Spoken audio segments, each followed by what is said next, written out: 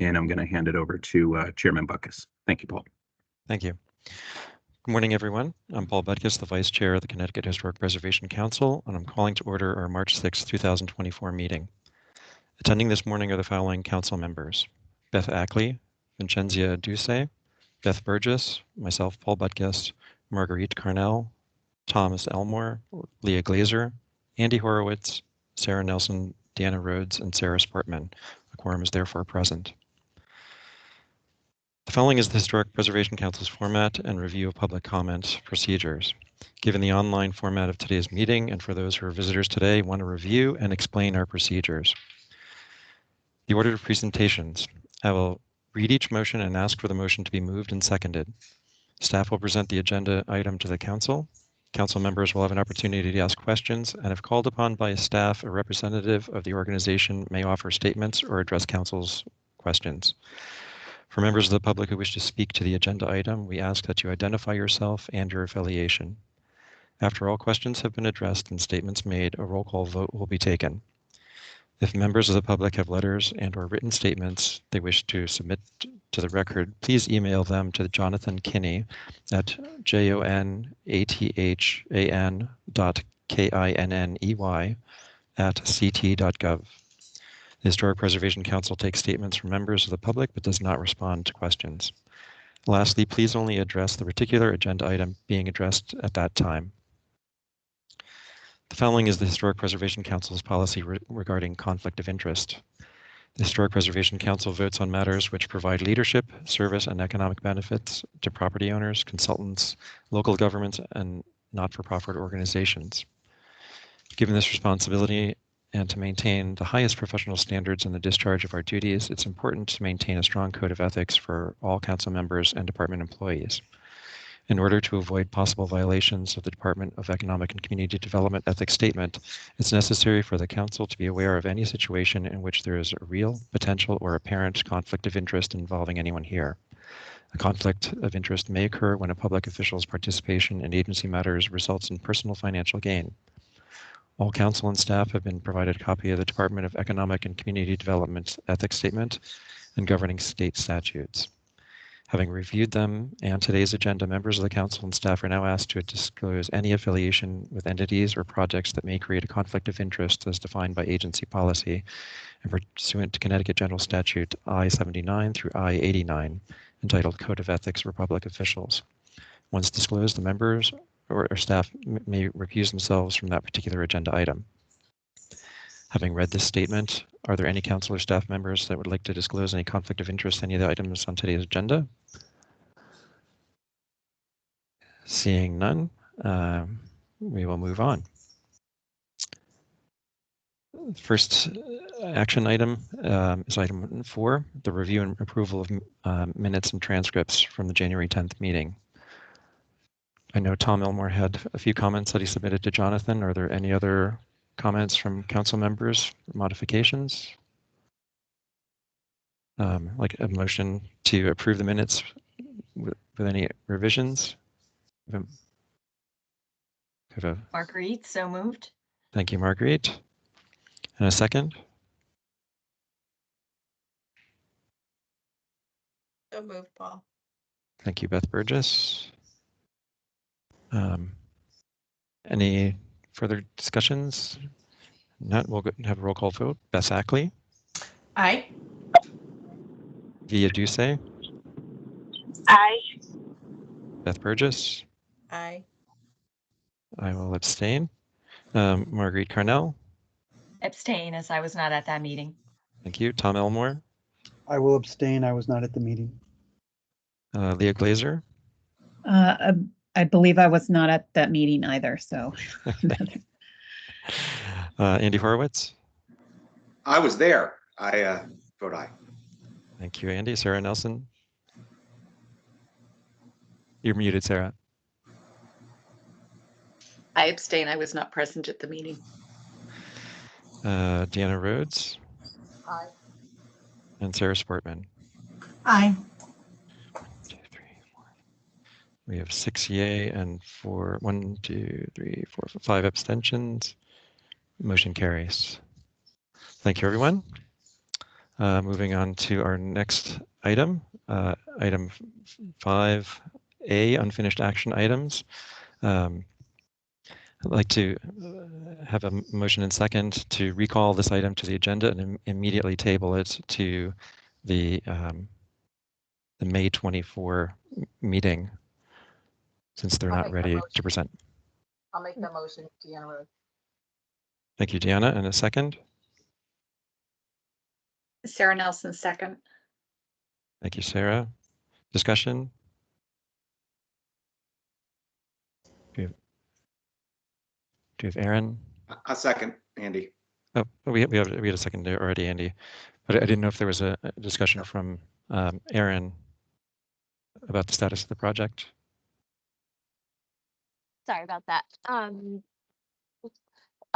Just that there's a report being written now and it should be completed by May. Okay. Okay, thank you. So I guess we vote on the motion to table. Beth Ackley, Aye. Via Duce, Aye. Beth Burgess, Aye. I will abstain. Marguerite Carnell, Aye.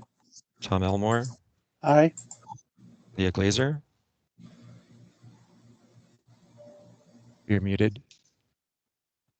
Okay, I think she's an aye. Thank you. Andy Horowitz, Aye. Sarah Nelson, Aye. Deanna Rhodes, Aye. and Sarah Sportman. Aye. Thank you. The motion is made and passed. We'll see them in May. Moving right along, item 5B1. The Historic Preservation Council votes to award a survey and planning grant funded by the Community Investment Act of the State of Connecticut to the below listed applicant in the amount shown. All grant guidelines and state requirements shall be met by the below listed applicant upon receipt of a grant as administered by the Department of Economic and Community Development. Staff recommends the application for funding. The applicant is the town of Easton. Project geophysical survey for human burials at Den Cemetery, early 19th century through 1917 at Black Rock Turnpike in Easton in the amount of $5,000. They have a motion and a second. So moved, Beth Burgess. Thank you. And a second. Tom. Marguerite. Second. Oh. Sorry, give it to Tom. Okay. Yeah. Discussion. Okay. Good morning, everybody. It's Mary. Staff recommends approval of this application. The applicant did meet with our staff archaeologists to discuss the project first. Both our staff archaeologists are down in Washington at Advocacy Week, so they aren't here to answer any questions, and I don't believe anybody from the town could come either. So I hope I can answer your questions for you. If not, I will get back to you. Anyway, any questions? Any questions from council members? Mary, just one question about access to the information. Since this is on the water company property, we're just wondering what the long-term availability of the findings will be, just because it's not a readily accessible parcel. Yeah, and that was part of the discussions between the town and the interest and all of the owner parties. They are fully supportive of this investigation. They may, as far as designation in the future, they're not opposed to it, but they didn't want to commit, to saying yes, with this information, you can move forward with a state or national register. We do still think it's important to have that survey, and we especially think it's important to know what's there. Just in the context of future activity. So, so we will have this survey and this report, which is good information. But moving forward, right now everybody's supportive, but the future remains to be seen, to be honest. So, if that's what you're asking. Sure. I mean, it could be as simple as making sure that a copy of the report is made available to the local historical society or library. Oh, yes. Something like that. Yeah, So yes. the, Oh, the yes. information becomes available in one form or another. Oh, yeah, that is a requirement. I mean, that's a deliverable. Now, I will say that because it's below ground, the office in general, keeps that information a little more secure, just to protect from possible I won't say vandals, but people just looking for artifacts and looking for, so we do kind of keep the location of archaeological and below ground resources available only to qualified professionals that need that information. But the survey itself, we will get a copy, and the town will have a copy. And if I can work with Kathy and Corey to see in the context of our security, who else could get a copy. But it is, it's publicly funded, so it will be available at least to us in the town. Thank you. Any other questions? I saw, Sarah, you had a question earlier, but your hand is not. I pulled my hand down because you were asking my questions, just like mine. Sorry about that. No.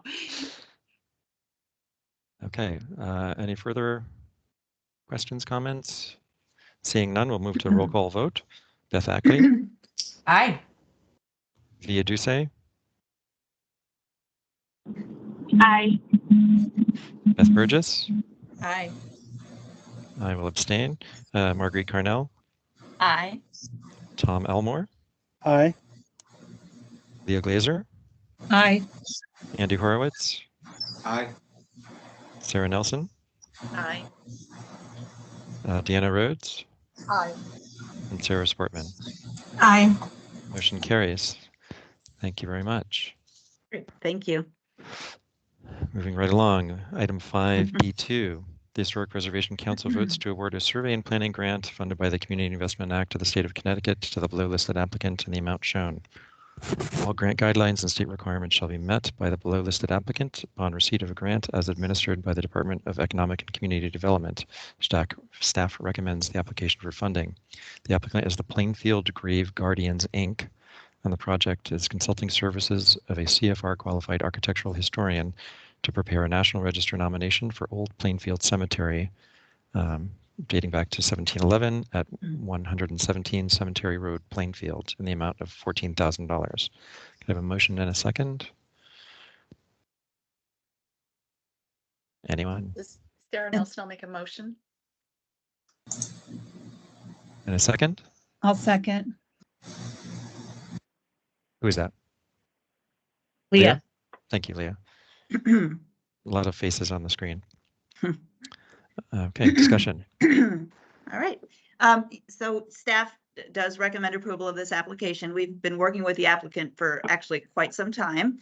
They did meet with both Jenny, our National Register Coordinator, and Marina, our State Register Coordinator. And I'm happy to see Jenny here because I'm hoping she can answer any questions that I can't. There's a lot of information in this application just about the resource itself, but the point of the grant would be to hire a qualified professional to explore the recommended listing criteria, which I believe are A and C. So Jenny's here, I'm here, and Jason Bones, who is the author of the application, is also here. And between the three of us, I hope we can answer your questions. Any council members have questions? Sarah Nelson? Thank you, Paul. This actually is not a question about the merits of this application, which are marvelous, but it's having had two applications, thinking about investigating of cemeteries. Mary and Jenny, are there any future repositories of data from cemeteries? And thinking about your wonderful Congress system, and I'm thinking about the now investigations that are going on in cemeteries. And is there any way for future historians to have greater understanding of what's being discovered by all these individual studies.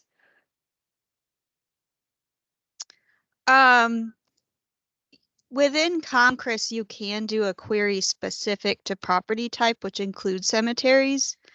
So if you wanted to isolate just cemeteries that have been documented in Congress and then pull up the PDFs, you can do that. We had also digitized or added location points to the Hale collection for the south half of the state. But it's possible that we would add location points for the north half of the state in the future. So that the Hale collection is available online, but there weren't actually map location points associated with it in a digital format. Did you have something in mind beyond that? No, I was just, there are so many compelling stories that are to be told with these investigations, and it was trying to think about how we can get those stories out to people who might be interested in them, all the while protecting the underground resource, but just educating people more broadly. If I could I say something? Can you hear me? Yeah, Jason, you can hear me.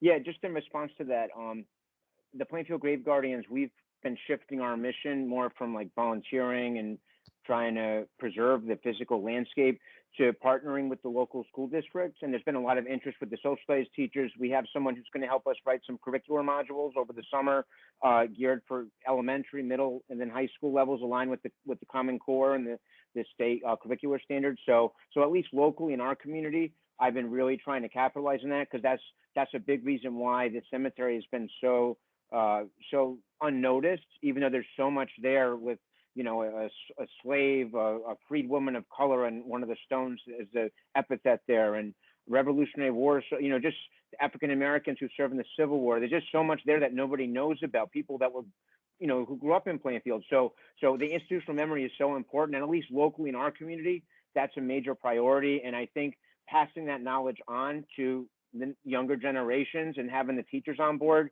has been a real asset in that, and using this as a classroom for everybody to learn from and to respect. And that goes far beyond the physical landscape. So that's our goal. I don't know if that's a model that could be transferred to other communities, but thank you for recognizing the importance of this, because with neglect and the passage of time, these stories are going to be lost, and then people can't learn from them.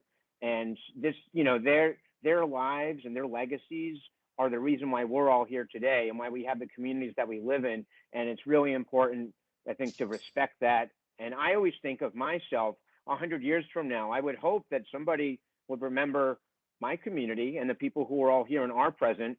So I'm sure the people 100 years ago in the past would have expected the same for us, as the custodians of their memories. So thank you for understanding what we're trying to accomplish. Yeah, thank you, Jason. Leah Glazer. Thank you, Jason, for that.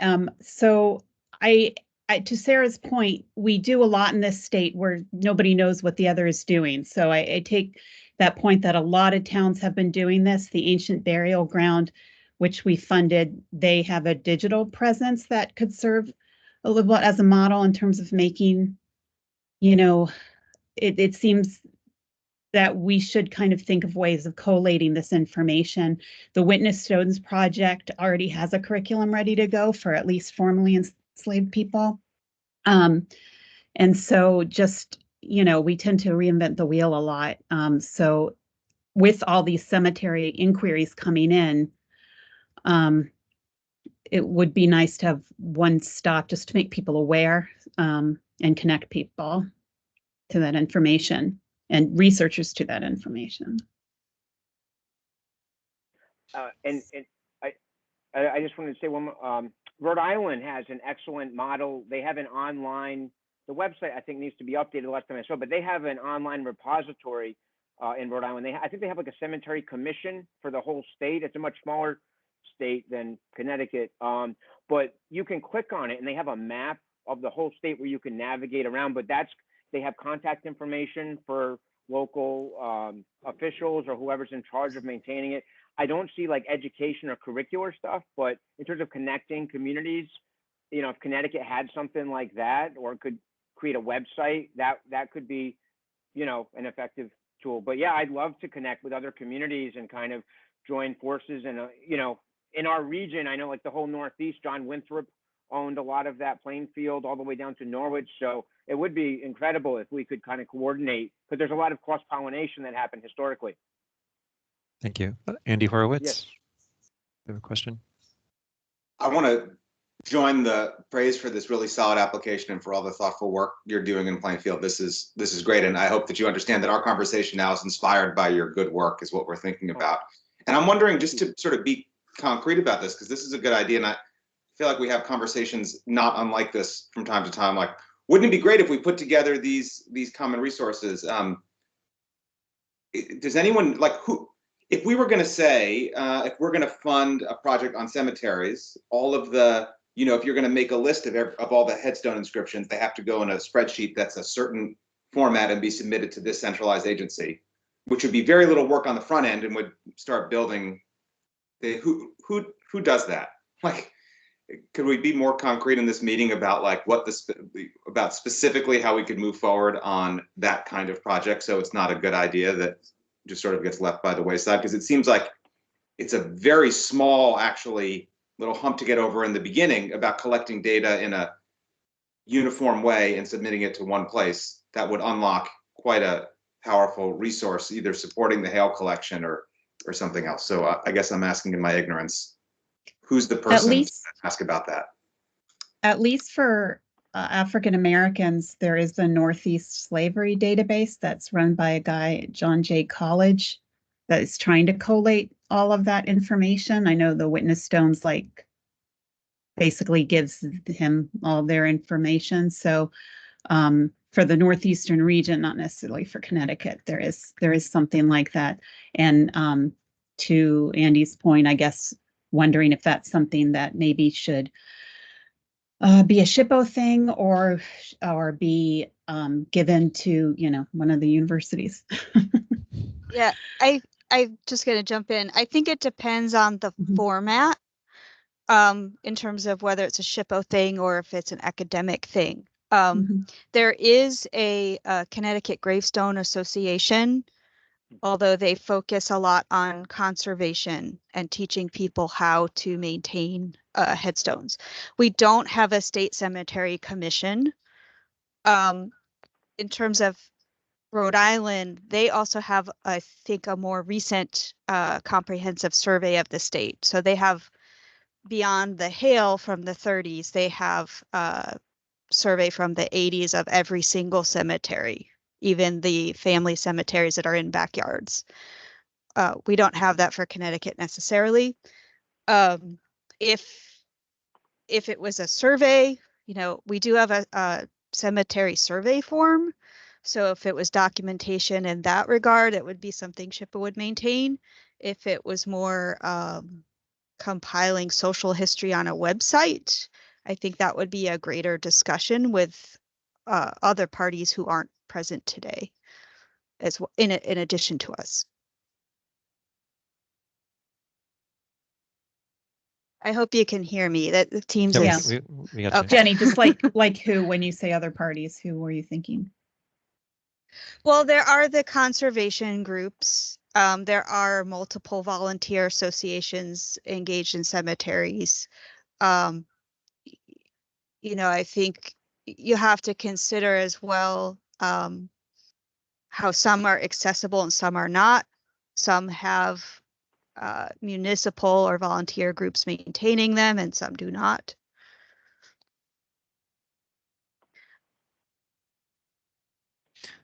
Thank you. It's all good material for further discussion. But you know, something as accessible as like the Find a Grave websites, where you know the public is looking for specific information versus, you know, the real kind of nitty-gritty academic part, I think, striking that balance, because just making sure that we have as much information available to different user groups is a good idea. And I just wanted to add, and I think, there are, like Jenny mentioned, there are preservation groups out there, but there's also, I think, we've shifted our mission from like the volunteering and cleaning the stones to the education piece and the humanities piece. We had a grant, fortunately, from Connecticut Humanities that allowed us to create the website. If you hadn't had a chance to check it out, we've been able to partner on our own with the Doors of the American Revolution. We had volunteers doing genealogical research. So there have been different forces kind of contributing. So, but I think it's important I think what the commission is suggesting is shifting more towards the humanities end and the education piece and the stories of the people that are buried there, and less on like the volunteering. So like Ruth Shapley Brown, she is the Connecticut Gravestone Network. She kind of does it on her own. I mean, she doesn't have really many resources at all.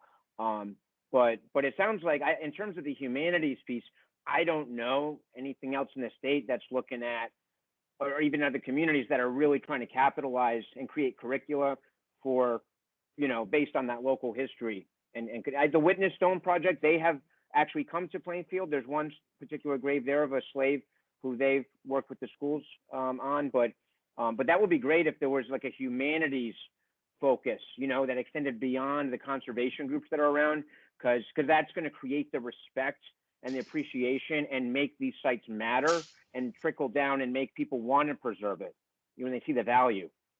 So I hope that can happen. All right, thank you. Any further comments from council members? Seeing none, we'll move for roll call vote. Beth Ackley? Aye. Via Duce? Aye. Beth Burgess? Aye. I will abstain. Marguerite Carnell had to step out. Tom Elmore? Aye. Leah Glazer? Aye. Andy Horowitz? Aye. Sarah Nelson? Aye. Deanna Rhodes? Aye. And Sarah Sportman. Aye. The motion carries. We wish you well. Thank you so much. Okay, our next item, we have item 7, Historic Property Study Report. Pursuant to Connecticut General Statutes, Section 7-147Q, subsection C, the Historic Preservation Council votes to recommend approval of the proposed ordinance and boundary for the proposed Putnam Cottage, Putz Cottage, Israel Knapp Tavern, located at 243 East Putnam Avenue, Greenwich, Connecticut, as presented in the study report transmitted by the town of Greenwich on February 26th, 2024. I have a motion and a second.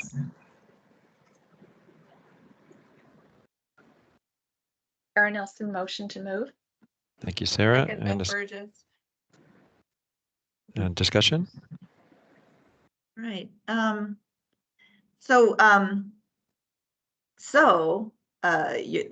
you know, the task before you is to comment on the ordinance and boundaries of this study report. The statutes kind of are not don't give you a lot of work to do with these local historic district and property study reports. However, your comments are appreciated and vital, and the local historic district commission or the study report committee will take them into account and present them at a public hearing. So I think all of you have seen these before. We've had a couple of these in the last at the last couple meetings. This is a technically complete report. I am here to just collect any comments you have about the content, or just really anything you have to say as part of the whole process of locally designating a property. And Ann Young is here from the town to answer any questions about the content that I can't. Mary, may I just make a quick comment? I'll defer to the chair. Okay. Sure, Ann. Thank you. The last time that we presented a local historic study report to you was concerning Bruce Park. And your members certainly had some very interesting questions. And we did incorporate those questions as well as responses into the report. So I hope that you would feel free to ask anything and everything regarding Putz Cottage, because it really does help to prepare a much fuller report. So thank you. Thank you. Council, questions, comments? Anyone?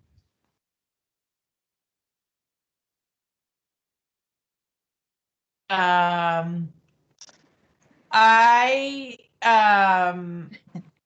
think one area for future Oops. study, Oh, perhaps. sorry, Beth. Can you hear me? Yeah, sorry, Beth. I thought I saw Leah's hand raised first, but go ahead. Oh, sorry. Do you want to go first, Leah? That's it. So I guess I was just thinking that, and I don't know how much, for our purposes today needs to be part of this application, but I think the idea of patriotic societies just needs to be made a little more nuanced and complex and really face some of that. Whereas I think these patriotic societies are doing good work, like we just mentioned, the Daughters of the American Revolution. In the past, there's been some, issues with nativism, et cetera, and to sort of maybe just make that a fuller, a little more nuanced story rather than just pure, I guess, a little more nuanced and inclusive story rather than just leave it at patriotic societies and their presence there, to really maybe dig in for a little more nuance, and happy to provide some resources for that. Thank you, Leah. Beth, Ackley? And then flipping from the, from the social to the physical, the sort of architectural technology of the frame and the building seem interesting. And I think it was touched on a little bit about early a 1710-ish construction, but that could be a future source of scholarship to understand, maybe do some dendrochronology and understand a bit more about the architectural history. Thank you, Beth. Anne, you have a comment? Yes, I do. And I would love to get some suggestions from you all, just sort of touching base on Ms. Glazer's comment. When we were doing research in the deeds, unfortunately, some of them have faded quite a bit. So some of the words are a bit difficult to determine. And one word which would really give a wonderful insight was a 3-letter word. You can make out the word N, you could make out the word W, but that vowel could look like an E or could look like an O. Now referring to something that has a history, and new referring to something that does not have a history. And that was in the early 18th century part of the deeds. So I do think that, yes, dendrochronology can certainly provide some great insight, but also I'm hoping with some type of digital wowness or AI or anything that can really help us to determine what letters are being used at that time that can obviously influence how we look at a new structure that was built recently in the 1700s, according to the deeds, or something that has a little bit of a more history to it. And if any of you have had experience with trying to understand vowels back with 18th century literature, I would love to know that. Thank you. Beth Burgess, can you have a comment? Thank you. Yeah, just in response to that, and if the town has any way to get a really high-res scan of the document at a TIFF or file, there are certainly folks, I'm not sure, maybe someone in the town has the capability of contrasting within different software so that you can pull out that that letter, that missing letter. And certainly there are folks who are used to reading this type of script. So not sure the best way to help you there, but you can contact me offline if that's easier for that. Thank you. You're welcome.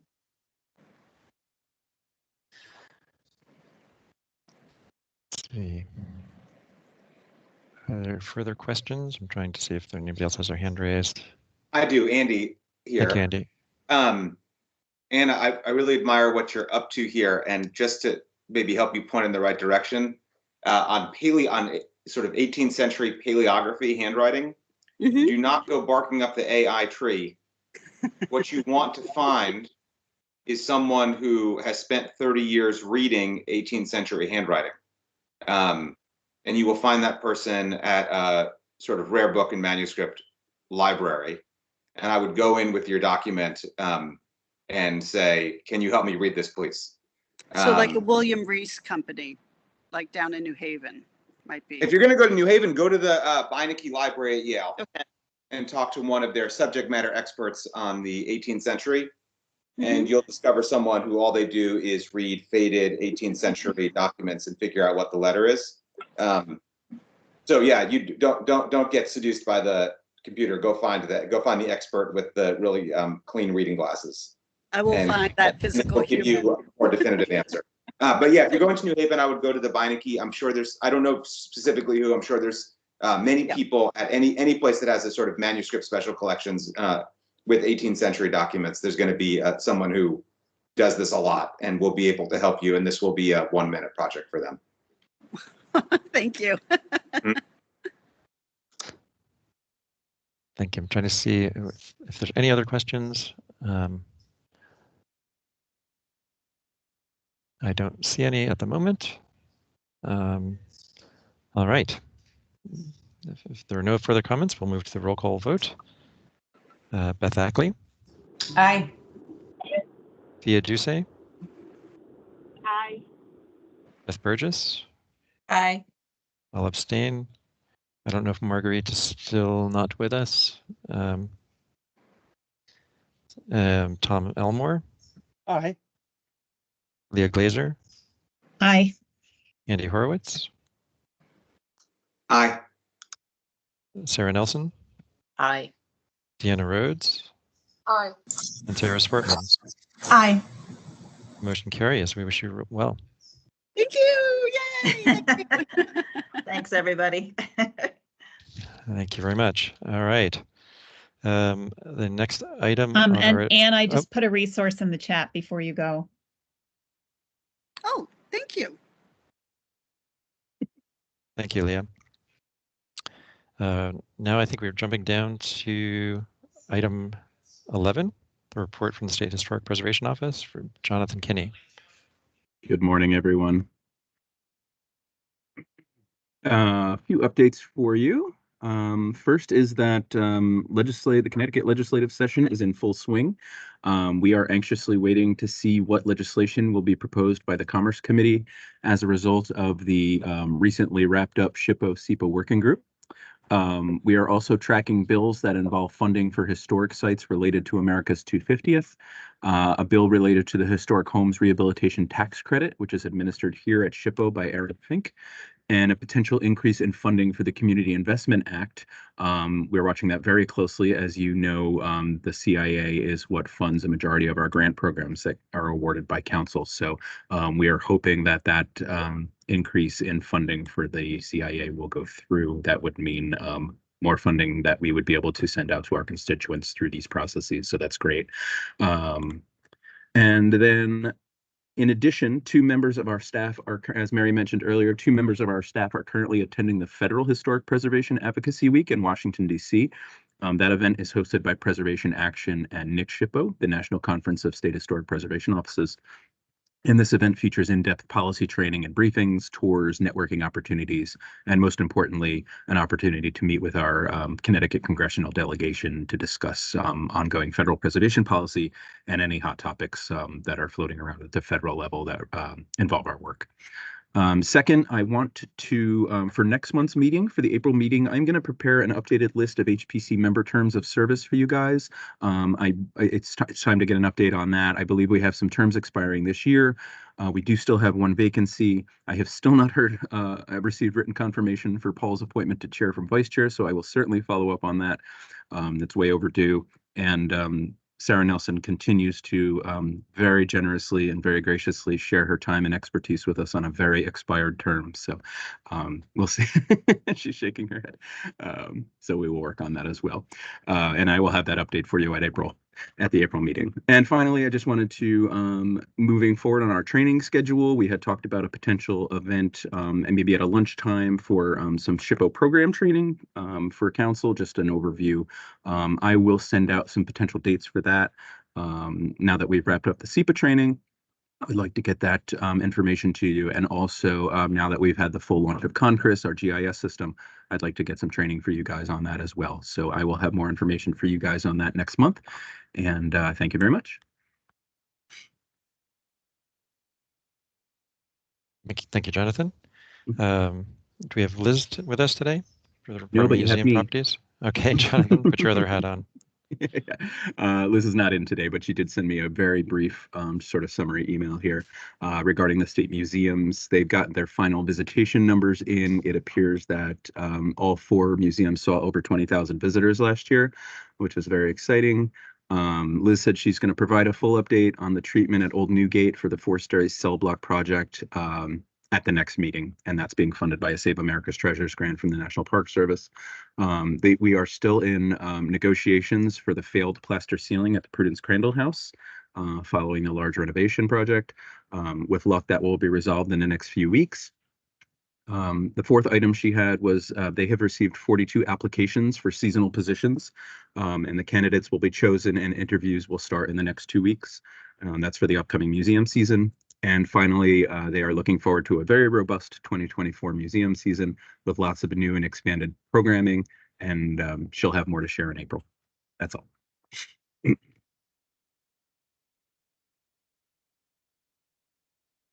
Thank you, Jonathan. Having problems unmuting. Is there any new business that any council member would like to bring up?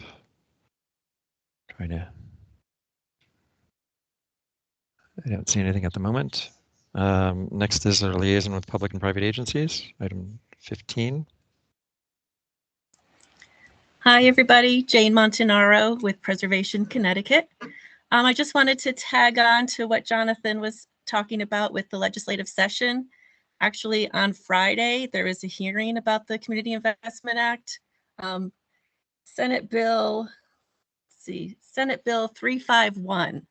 So if you'd like to submit testimony or testify in person, Friday at 10:30 would be great to get that rolling.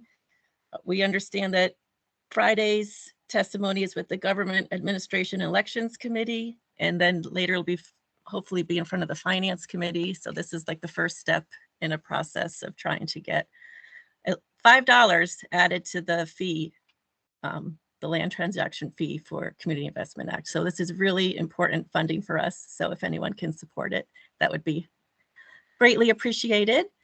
And also wanted to let you know, we were at the Historic Preservation Roundtable yesterday at the legislature, and Jonathan and the SHPO team presented, all the programs and activities of the SHPO staff to interested legislators.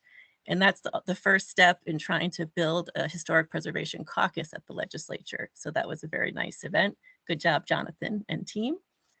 And one other legislative thing I may as well put out there, putting on my CPA hat, March 28th at the Keeney Cultural Center in Wethersfield, we're having our fundraiser celebration preservation awards, recognizing the contributions of Charlie Jansen for historic preservation, and also trying to raise much needed funding to pay for the lobbyists that CPA uses.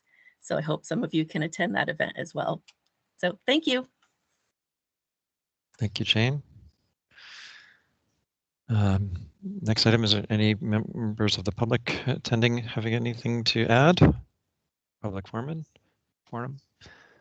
If not, I think our next item is our adjournment until our next scheduled meeting, which is Wednesday, April 10th, 2024. Can I have a motion to adjourn? Anyone? Or are we going to stay all day? Motion. Yeah. And a second? Sarah From Nelson, second. A bunch of us. And without objection, I guess we can. I'm dispense sorry, I with a completely roll call. missed who first and seconded that. Could you just repeat? Leah made the motion and Sarah Nelson made the second. Great. Without And just a objection, quick so reminder, moved. Paul, that the April meeting is not the first Wednesday, just so everyone's got that on their mind. We moved that back because of the Easter holidays.